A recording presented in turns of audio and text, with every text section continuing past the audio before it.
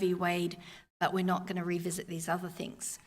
Except for one Justice Clarence Thomas, who wrote in his concurrence that he thought that they all should be reviewed. And as you can imagine, for the LGBTQ community, more than 500,000 same-sex unions have been entered into since 2015. They were up in arms. Our right is no longer secured. So literally within weeks, the Respect for Marriage Act was drafted, hit the floor of the House and passed the House by overwhelming vote. It was like 267 to 157, with, here's the amazing thing, 47 Republicans also voting for it. So it swept through. But the problem was it had absolutely no religious freedom language in it. Nothing that would address the questions of what a church institution, a church or a clergyman should do when faced with same-sex marriage and anti-discrimination laws. And so the Adventist Church, my colleague Melissa Reid is Director of Government Affairs for North American Division. She reached out to a number of faith groups who are working in this area, and together they talked to a number of senators, because it was now being considered in the Senate. And they, by the grace of God, were able to get language inserted in that bill. It was amended, and it now reads, it starts with an affirmation that diverse beliefs about the role of gender in marriage are held by reasonable and sincere people based on decent, honourable, religious or philosophical premises. May not sound like much, but it is a massive thing to have that on the congressional record, that this was a sense of Congress, that indeed it is a decent and honourable thing to hold a traditional biblical view of human sexuality, because if you look at the news today, that doesn't seem like it's the case. So that's on the record, but more than that, it addresses situations where churches can now refuse to officiate, or clergy can refuse to officiate same-sex unions should they need to because of their biblical convictions. Churches do not have to facilitate, and so on. It was they're narrow protections, but then it was a narrow bill. They were tailored to the bill. You may notice that all of those protections that I just mentioned have to do with the church itself, the institution of the church. They're protected. But what about individuals? What about individual business owners? And this is a criticism that many make of attempts like this with the Respect for Marriage Act to get these religious freedom, words and provisions in, that it only protects churches. But what about individuals? Well, there is another case that's currently pending before the Supreme Court, which we believe will provide substantive protection to individuals in some limited situations in the area of public accommodation, which are, the provision of services and so on. And it's a case called, and we talked about the Masterpiece Case cake, the cake baker, do they need to bake the cake? Well, this is like a do-over of that, but it involves a woman who designs websites. She's also from Colorado, so it's the same piece of legislation as in the Masterpiece cake case. And she wants to decline making websites for same-sex marriage. She is more than willing to serve LGBTQ customers, and she does, but just simply the celebration of those nuptials, she doesn't want to design a website for. And so that case is up at the Supreme Court. It's called 303 Creative. You may see, the decision is due this term. It was argued in December. So you will see news once that decision comes down. Most people think that the justices are going to decide that Laurie, who's the owner of the website company, cannot be compelled to speak in ways that would go against her deeply held religious convictions. So it's actually a free speech case. and religious freedom. So she can't be forced to engage in, she can't be forced to speak against her own religion in these instances. Now, that's a good thing, but I don't want anyone to think that the Adventist Church advocates for discrimination in the public place, because the Adventist Church does not. No one wants to see anyone turned away from housing or from a job or from, apart from religious jobs, or, to be thrown off a jury, which has happened, or to be discriminated against in getting a loan with a bank because of their lifestyle choices. We simply do not. We simply want to preserve that balance between affirming that everyone's equal under the law, deserves the protection against discrimination, but we also have to be faithful to our religious beliefs in our spheres of operation. And so that's the balance that we're trying to strike, and that's behind a piece of legislation called Fairness for All, which we're still trying to get traction in Congress. It was introduced into the House, but it didn't move. We're going to try again. It doesn't really look like it will move in this Congress, but perhaps in future Congresses, because the goal is to try to preemptively get on the record that we are entitled to our beliefs about these things. And we don't want to harm anyone else in society. We want to find a middle way, not moral compromise, legal compromise. And that's the position we're trying to take. Okay, I'm going to do 2 quick cases and then open up for Q&A or comments or anything you want to share. And these are more 2 from the last term of the Supreme Court, and they're more traditional in scope. The first is traditional in the sense that these are the religious freedom issues that we've been working on for decades. The first is Carson versus Macon, which is a archetypal school funding case. If you know anything about First Amendment jurisprudence, the Establishment Clause, as Adventists, we've always said we need a strong establishment clause. We don't want the state funding religious enterprises because we don't want the strings that usually come with that. And we honestly, we think government should do government things, religion should do religion things. And so we've consistently been against an expansion of funding for private schools. There's a lot of different views.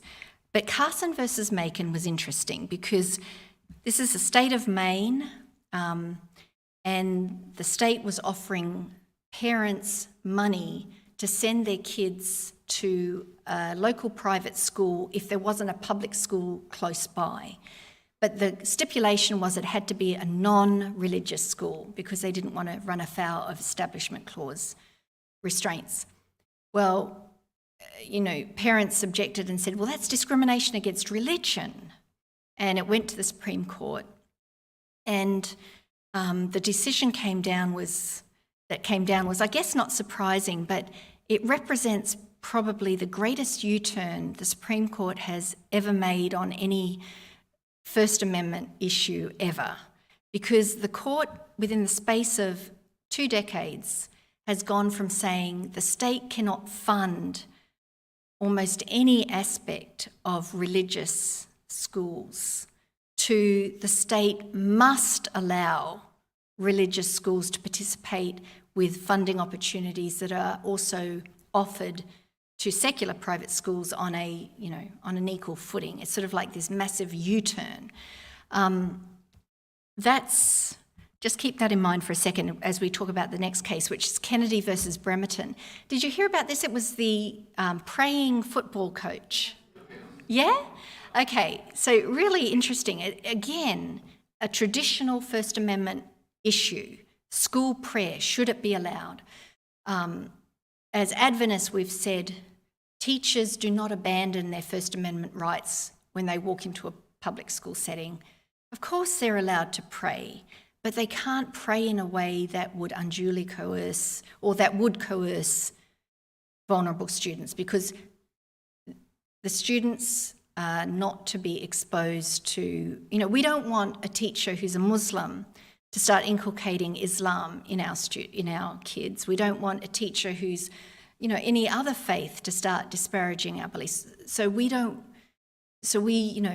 reserve the right to, in public school settings, be very overt about our religious practices. So since about the 1970s, the Supreme Court has pretty much taken the tack of, yep, we've got to protect vulnerable students. That's the overriding principle. So we have the coach who prays on the 50-yard line after the game. He says it silently. It's sort of debatable as to how public it really is. I think on the facts of the case, I think the court probably came to the right decision, saying he shouldn't have been fired. He was wrongly fired for engaging in prayer, though I think that's a pretty iffy thing. But to me, the most striking thing about this case, the praying coach case, and also the school funding case, is more how the court got to those decisions. Because the court is now, it now has a conservative supermajority, a 6-3 split, 6 reliably conservative justices who basically can guarantee a win in favour of religion, every time, should they so desire. And I think that dynamic is being reflected in how these First Amendment cases, are being decided. Because what the court's done is abandoned its old tests, called the Lemon Test, but they've stepped away from it, and they've said, we're going to expand free exercise rights, we're going to put them on steroids basically, and we're going to diminish Establishment Clause protections or restraints, which sounds like a great thing if you're a Christian, and it yields short-term wins for us. I know many Adventists, even among my colleagues, who are absolutely delighted with this court and how it is ruling consistently in the interest of the religious plaintiff. But that's a short-term result. The long-term is that this dynamic of weakening the Establishment Clause doesn't serve us in the long term, because we know that we need both sides of that coin, free exercise and establishment working together if we're going to get robust religious freedom for people like us who are out of step with the majority on some issues. If you're a mainstream Protestant Sunday keeper, then this is great, full stop. But if you belong to a religious minority, then you need those Establishment Clause restraints. I think it's an interesting point that we are. And I think as you see these cases come out of the Supreme Court, just keep in mind that sometimes short-term wins for religion are not always long-term wins for religious freedom. But it remains to be seen. Okay, just before we get to Q&A, I just want to make one plug again, which I mentioned this morning, a conference at Southern University, October 20 and 21. It's called Reconstructing Religious Freedom in a Time of Secular and Religious Extremes. So the idea of how do we talk about religious freedom when you've got secular folks saying it shouldn't exist, religious folks saying it should be, without bounds. How do we carve that middle path? It's going to be a really good lineup. We've got Dr. Samuel Perry. He's an author and scholar in the area of Christian nationalism. We've got New York Times columnist David French, who's going to be speaking. We've got a lot of great Adventist speakers. Ivor Myers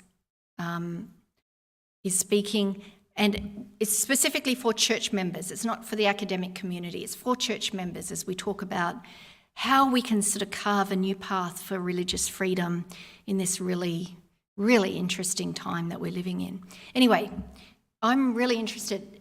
Over lunch, I heard so many interesting stories of people who've dealt with religious freedom problems or know of them. And, I'd be very interested to hear questions that you have or even stories that you have to share.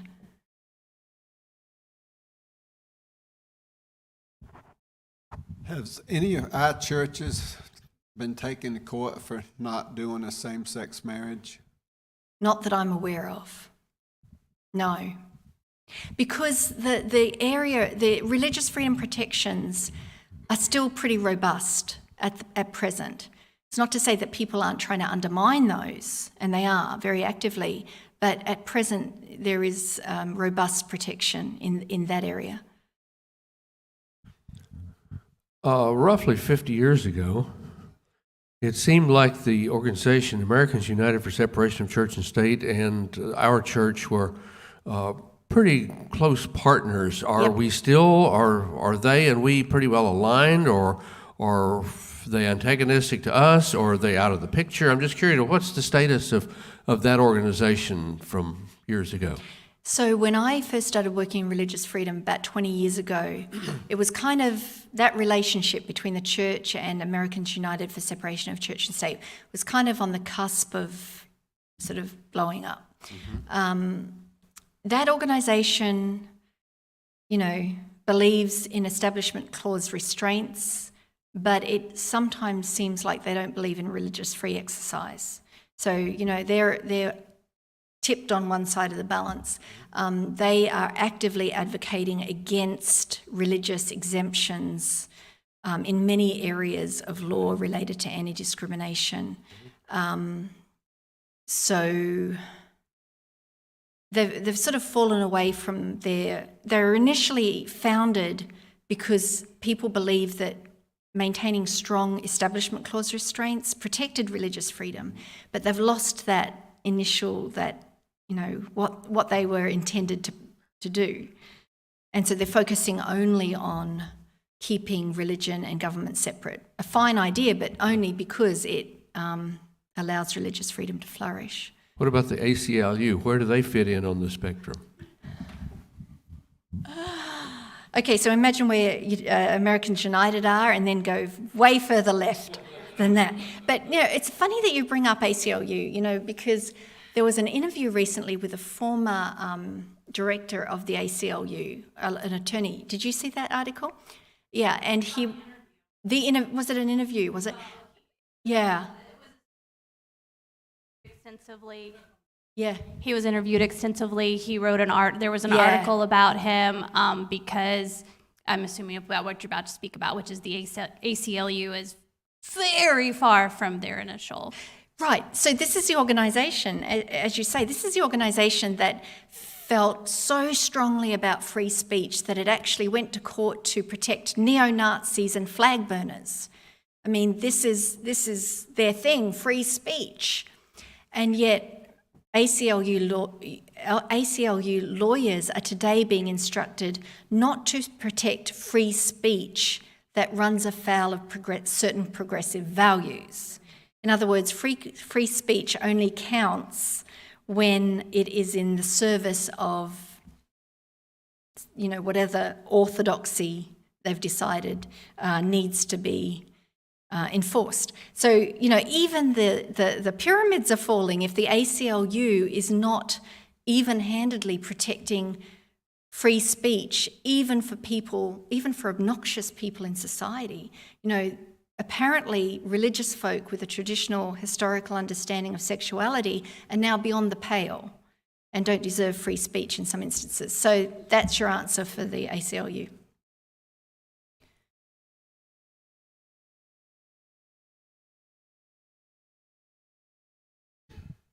So I don't have definite details, but I am aware that our particularly our educational, our schools, write grants and seek money, and we have taken government money, and that has been of a concern to me. So I'm just curious, in terms of the official Adventists, where we stand on that, and how do we? Because I feel like it's making us very vulnerable to a lot of having our religious liberties taken away by accepting that money. Yep. I think it's fair to say that especially our higher education couldn't exist without federal money because of Pell Grants and the like. You know, these are funds that are being paid by the federal government to students to allow them to attend a university or college of their choice. And without that funding, you know, Adventist education would probably be unaffordable. But I agree wholeheartedly with you. It has opened us up to vulnerability, because when money comes, expectations often follow. As you know, it's interesting, the case I was talking about in Maine, Carson versus Macon, which decided that religious schools had to be included in a neutral funding program along with secular schools. A couple of days after that decision was handed down, the Attorney General of Maine, Aaron Frey, made the comment on the record that we will be finding ways to make sure that anyone who receives government funding will be abiding by our anti-discrimination requirements. And so, you know, you feel people were celebrating, not Adventists, but Christians were celebrating this decision because this funding was going to start flowing to Christian schools. That's just the beginning of the battle, because state funding is not free. So in answer to your question about the Adventist Church's stance, the Adventist Church maintains that separation of church and state is ideal. And we, in many ways, advance that ideal. But where funding goes to a student and the student makes a choice as to where that money goes, we see that as sufficiently removed from the process as to be not a direct funding. Now, you know, the grant writing that you're talking about, I'm afraid I'm not as familiar with that. And you know, because I know that in terms of funding flowing to actual religious tuition, that doesn't, I would be highly surprised if that takes place. If there is funding of some sort of ancillary operations or things not related to religious instructions.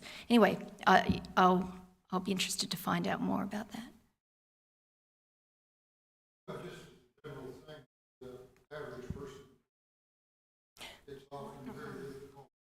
Issues out. It's often very difficult to sort out a good source of opinion on what is going around.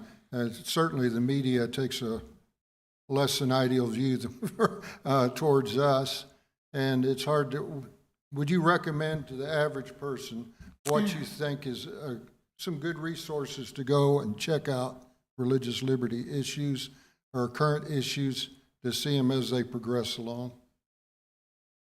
That is one of the hardest questions. I think that stumped me. Liberty Magazine. No, we're skewed. We have an opinion. You know, we have our point of view too. We have premises on which all our articles are based, and so does every other media organisation. You know, I subscribe to a huge range of outlets, you know, from New York Times to, you know, more right-wing publications. And when you read about some of the cases, it's like you're reading about two different cases. They just don't compute.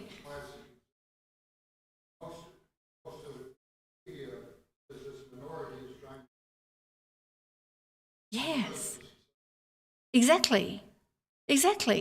And so, yeah, it's very, very hard to discern. The only thing I would say is that read every news article with skepticism on this issue, because there is a news outlet which bills itself as news without a slant, or I think that's what it's called. I intend to subscribe to it, and I'd be interested to see how they handle these sort of First Amendment cases. But I've not yet come across any news outlet that is completely neutral and unbiased on this issue, or doesn't come to it with a certain set of premises. Yeah. Right, and the Church State Council has, I think they post news. Actually, there's a lay Adventist organisation, Religious Liberty TV. Do you know the Michael Peabody's group? Yeah, and that's another excellent resource. In fact, I'm working with Michael to try to get, because he covers some of the breaking news that we can't in Liberty because of our publishing restraints, and I'm working with him to try to get some of his news on our website so people can see current, commentary. But he provides excellent analysis. His views don't always line up with what's in Liberty, but they come pretty close. I think in this area, it's just a matter of reading, informing yourself, educating yourself, understanding that everyone has an agenda, more or less, and, as Tim says, the Adventist, I'm biased, but the Adventist sources, I think, provide the best resource for understanding what's going on. The 2019-2020 Pew Report says that they gave a basic Bible knowledge quiz. The Jews and the atheists scored higher than fundamentalist Christians. And now less than 45% of Americans attend church on a regular basis, on a weekly basis. Mm-hmm. And in the reason why people said they were leaving the church, irrelevance was the number one reason. Oh, interesting. Number two was the politicization of the church. Yeah. And yet, some of our people are saying, we need to protect the Christian church. That's less than 50%. So where are we going wrong here? I mean, we need to make the church more relevant, more, being able to outreach more, being more friendly to other people. Yeah. Well, I'm glad for Liberty Magazine.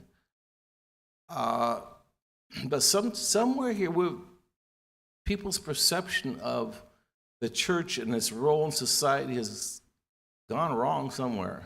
Yeah. Gotten off the rails. I have to agree.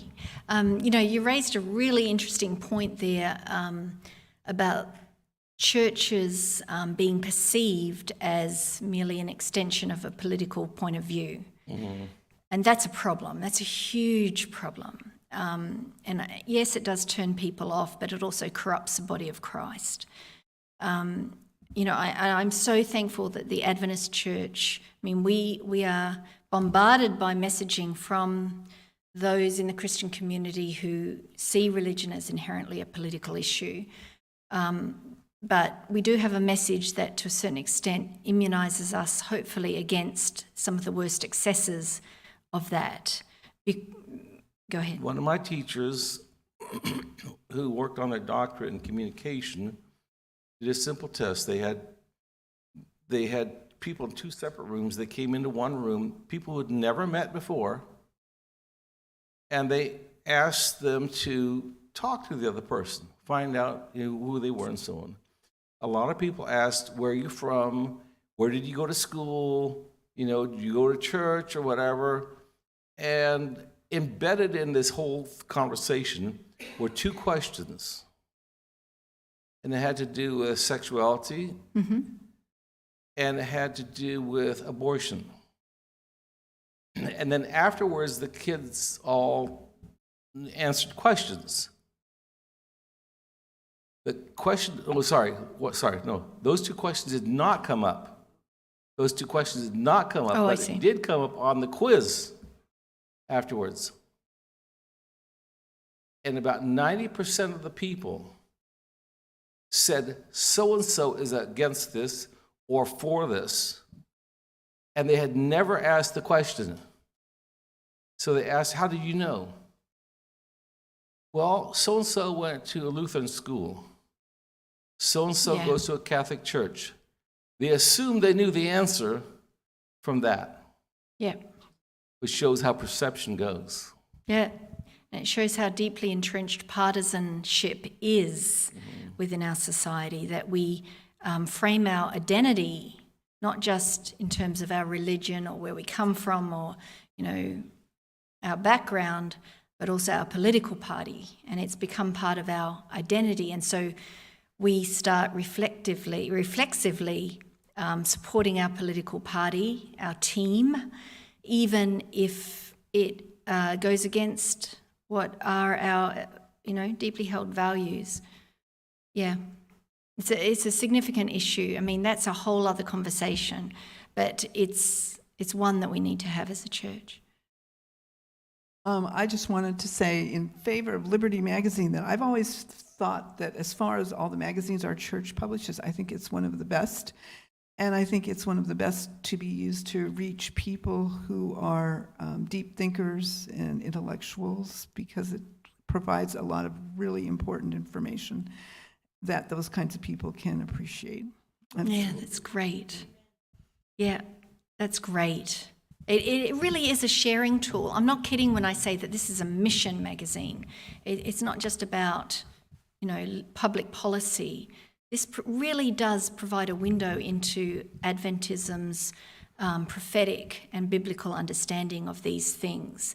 And it's done in a way that it doesn't alienate our non-Adventist readers, but it really is connecting them with that. So yeah, I'm really happy to hear that. Okay, I'm going to shift gears from instead of asking something from the dark past. On Thursday, I saw a billboard here in Chattanooga. Does your church need armed guards? Ours does, and it was a Jewish website cited. Are we seeing anything like that in the Adventist church anywhere, or is it going to be spillover? Because we're Sabbath keepers like they are, and it would be very easy just to assume, well, they're in church on Saturday. We know who they are. Yeah, well, Just curious if we know what's going on beyond what I saw on the billboard. yep. The federal government last year voted for, the Congress voted for, I think it's something like $350 billion in grants to houses of worship to improve security under a federal grants program. Because of the high incidence of attacks, especially against Jewish congregations, but also against, we saw AME, we saw, any number of horrific attacks, because churches are soft targets. In other words, large crowds gather on a predictable basis, as you've pointed out. There's no reason to think that Adventists are especially targeted. But it does not hurt to be aware of security. I think, I mean, this is really not my area, but I do think that there is an increase in incidents against religious entities. Just after Roe v. Wade was overturned, there was a massive escalation in violence against Catholic Church. I was talking with someone from the evangelical community and from the NAE in Washington just the other day, and he was saying that, some of their churches were also targeted, and there was one where someone broke in and they left a message saying, if our rights to abortion aren't safe, then neither are you. And so it's not just, violence in society doesn't have a political, identity. It spans a spectrum, right wing, left wing, it doesn't matter. Violence is here with us, and this federal grants program, it's a wonderful thing. It's administered through the Department of Homeland Security, I believe, and churches can apply. I think I'm not sure exactly of the amount, but they can apply if they feel that they are under threat for actual capital improvements in their building, cameras, all the like, that will improve their security. It's a great program. Thankfully, I don't think the Adventist Church needs it just yet.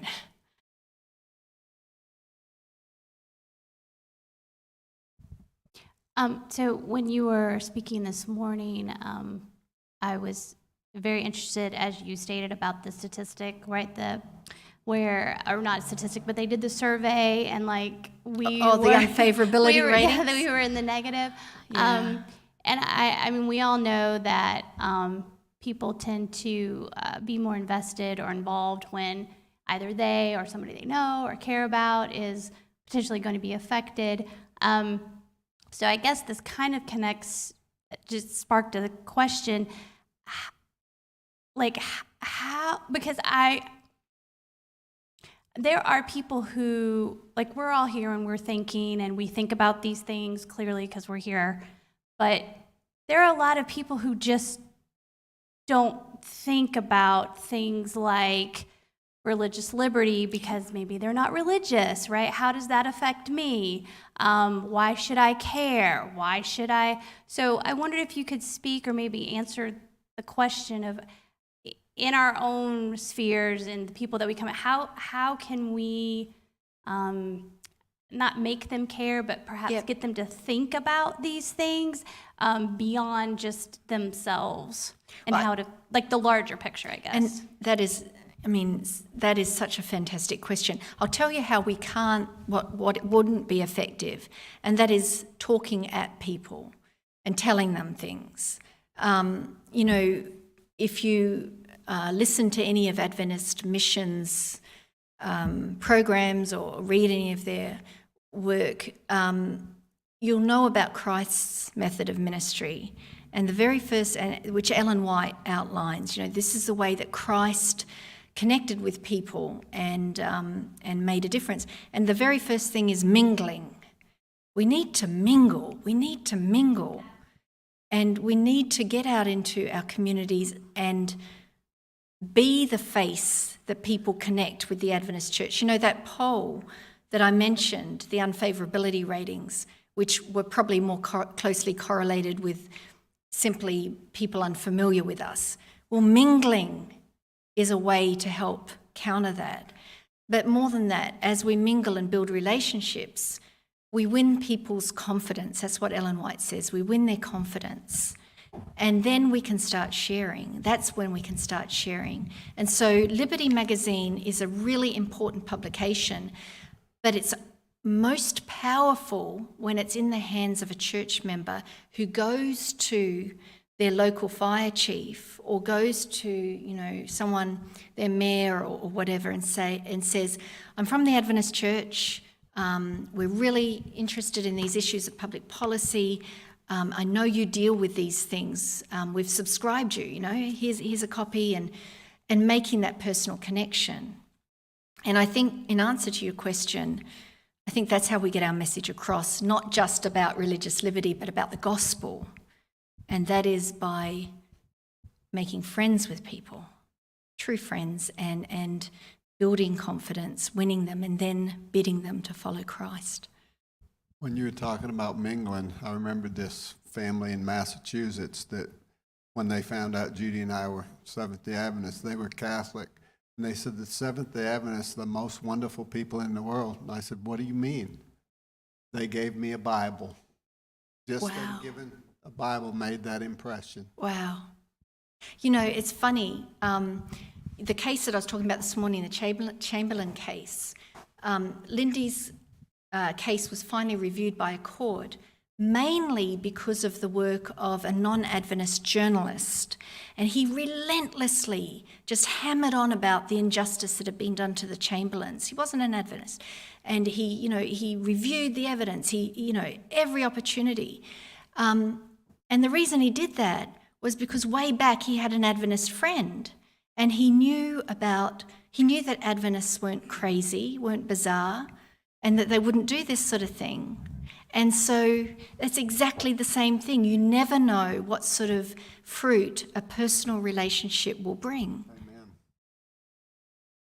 Amen. I love Liberty Magazine. I wouldn't say it's written on a simple level. For the average person, I mean, the average American reads on the 6th grade reading level. Yeah. And I wish we had a resource that was put out that, I would say Liberty Magazine is geared a little towards the intellectual side. Yeah. And I wish we had one, I won't say that it was dumbed down, You can say that. that we could present to the average person, because when I talk to people about religious liberty, I'm amazed what comes out of their mouths. Yeah. They don't understand any kind of concept. You're talking about church members here? No, not here. I'm talking about no. just the people in general. Just people in general. In general, they have no concept of the basic principles of Yep. which we try and promote. And I wish we could come up with a resource that would present some of these concepts Yeah. on a little less academic level. Because, again, I love Liberty Magazine, but it does tend a little towards the Yeah. intellectual academic point of view. No question it does. I think that is a fantastic idea, and I think it needs to be done. That's a gaping hole in our messaging about religious liberty. We're speaking to lawyers and judges and lawmakers, but we're not speaking to the average American. That's a really, really good point. We need more resources. When I was at Andrews University, I was told that the science building, part of it was built from a grant or whatever from the federal government, and they could not teach any religious Yep. classes or any of that. Are there others of our institutions that have accepted that and they have that problem? Yes, but it's not considered a problem in that when you say in religious instruction, I don't think that they need to strip their instruction of their Adventist identity, but it's not for teaching theology students. So yes, there are institutions that have accepted money for capital works on campus with these strings attached, which is why the Adventist Church in general is very wary of any sort of situation like this, because, as I said, money from the government isn't free.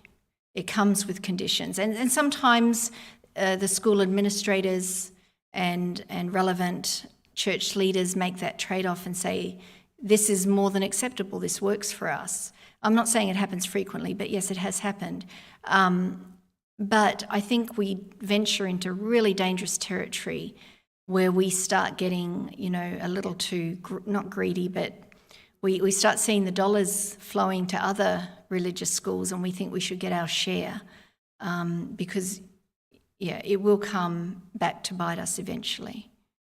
Well, I'd like to say in support of not only Liberty Magazine, but I was a religious liberty leader in about 3 or 4 churches, and the Lord was really good to me. I kept everything in front of the people constantly, and 2 little churches supported to the point of $1,000 each, and that was just 2 years. Yeah, that's wonderful. So and what I'm talking about is keeping it in front. Our religious liberty leaders need to keep these issues. Now, they used to put out a thing, I think, from the union, but they quit. And I could take that and I could really put forth, what's happening in relation to religious liberty. And I think our members need to be educated more and more about religious liberty. Yeah. And I think our leaders need to do that more. I was in the pulpit probably almost as much as the pastor. I appreciate your work in religious liberty, and it goes to what Pastor Tim was also saying. We need those resources, not just for non-Adventist people, but also for our own church members.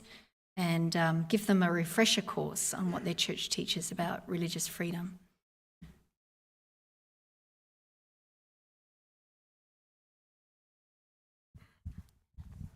I grew up in the Middle East that has its own issues. Yes. But I think the greatest example of Christianity gone amok was, we say this gospel of the kingdom shall be preached to all the world, implying that Christianity will go to the whole world. And then we painted crosses on our tanks. Yeah.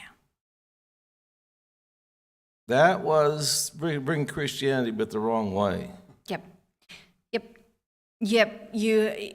It's not, that is a problem that's not just a problem for American Christianity.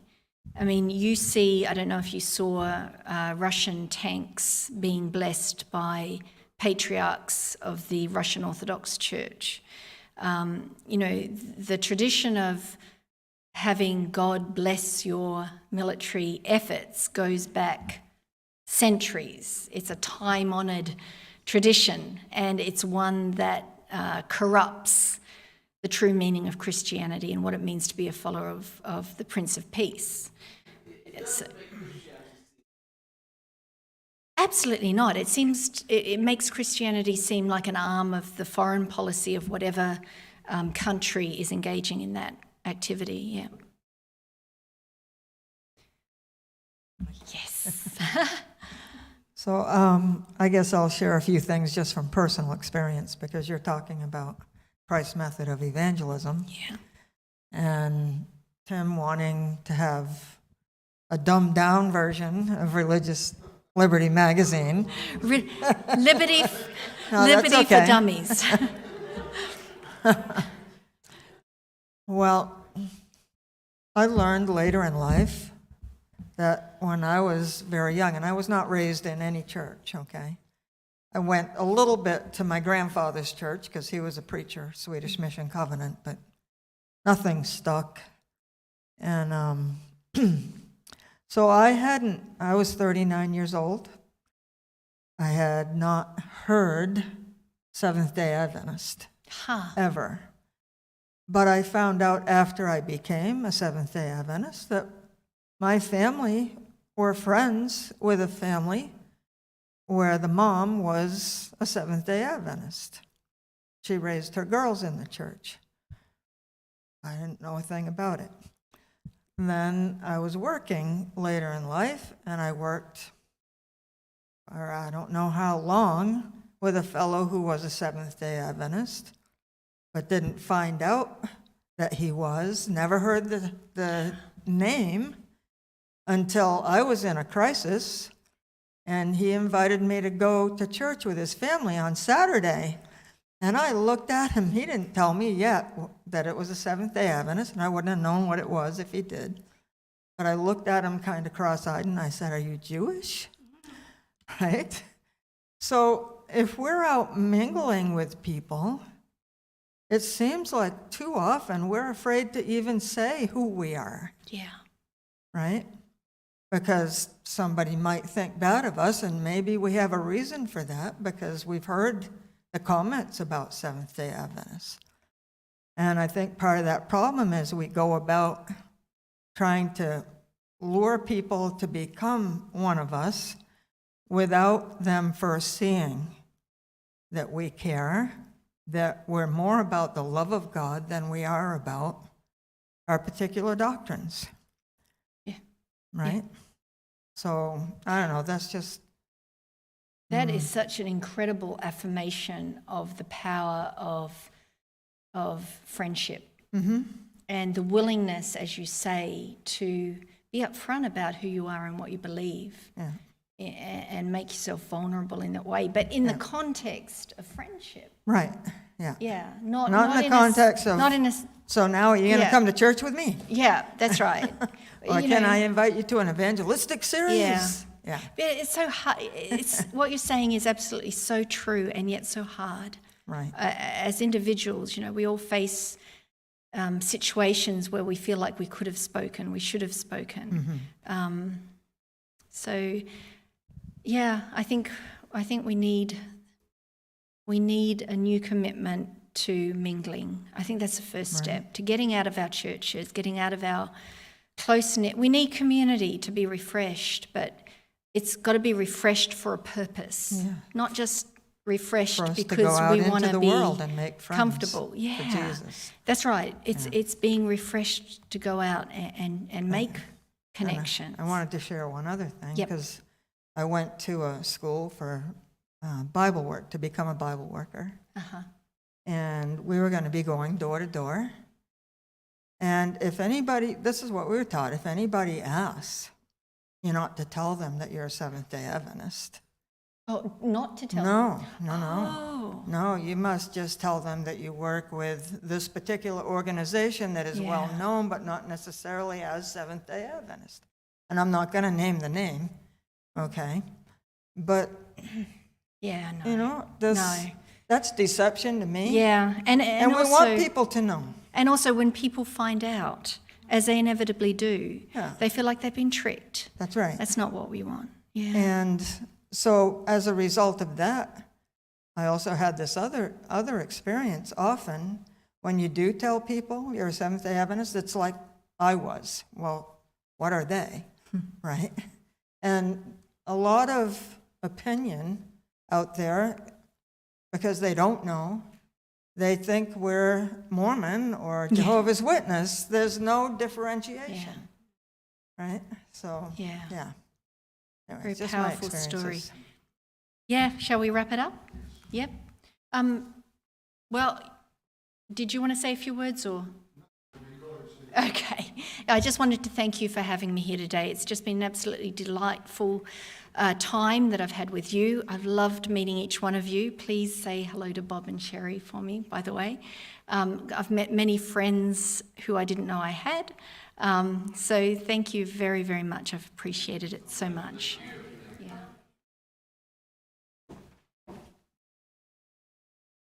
Well, once again, we want to thank you for taking your time to come. She has other obligations that she has to meet, and so we were trying to respect her time, not to quench the spirit.